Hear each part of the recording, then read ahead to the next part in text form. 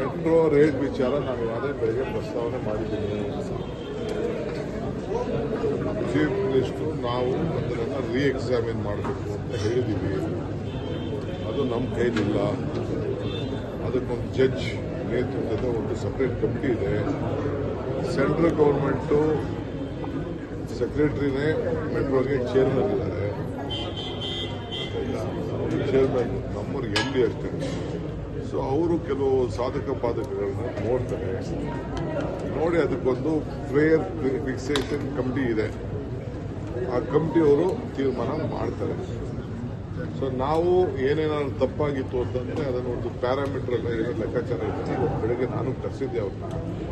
MD officers ಎಲ್ಲ ಬಂದು ಏನು ಅಂತೆಲ್ಲ ಕೇಳಿದೆ.